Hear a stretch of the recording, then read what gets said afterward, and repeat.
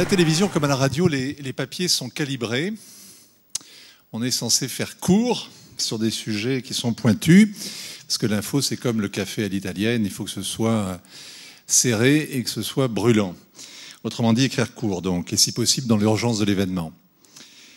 Alors, je fais des éditoriaux, et dès que je dépasse 1 minute 15, je sens chez le présentateur qui est à côté de moi une sorte de lassitude, de découragement, d'ennui profond et contagieux. Et à 1 minute 20, il bout sur place. Donc, autant vous dire qu'une demi-heure, c'est un Sahara à traverser. Je vais en profiter, je sens que je vais être interminable. Je vais me guérir de toutes ces frustrations. Jeu de pouvoir, les médias au centre d'un échiquier mondial. Avec un sujet pareil, la porte est ouverte à tous les débordements. En même temps, vous savez que je ne suis pas un intellectuel, je ne suis pas un sociologue des médias, je ne suis pas un médialogue. Le mot a été inventé par Régis Debray, mais il n'est pas très usité. Je suis juste un professionnel de l'information qui travaille dans une chaîne d'information continue.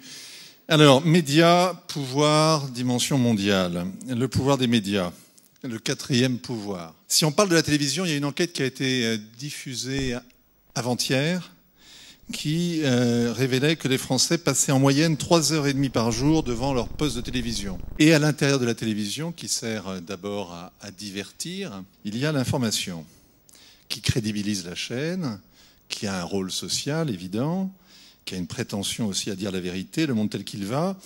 Un média de masse comme TF1 structure l'opinion publique. Et une petite chaîne d'information comme LCI aussi, d'une certaine manière, même si elle s'adresse à un public beaucoup plus ciblé, mais c'est aussi un levier d'influence. Elle touche des décideurs, c'est du moins sa vocation, c'est un miroir pour les décideurs. Il n'y a pas un quotidien aujourd'hui qui n'ait sa rubrique médias.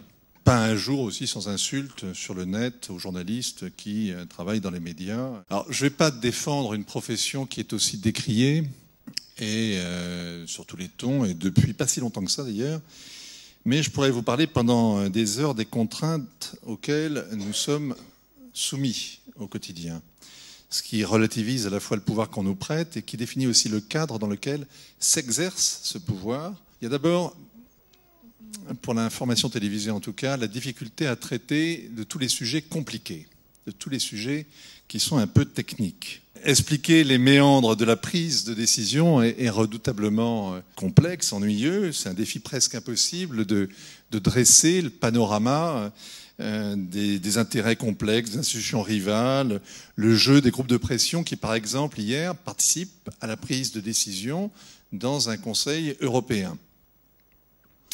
Et puis d'ailleurs, le grand public n'a que faire de cette réalité. Et quand on essaie de lui infliger cette leçon de choses, même si on a un peu d'habileté, eh bien, sa décision est rapide, il enterre le sujet, il zappe. Et c'est vrai sur TF1, mais c'est vrai aussi sur des chaînes plus exigeantes, qui sont destinées à des mordus d'information, comme LCI. Les gens viennent chercher de l'information, mais ils regardent la télé, ils lisent le journal d'abord pour se divertir.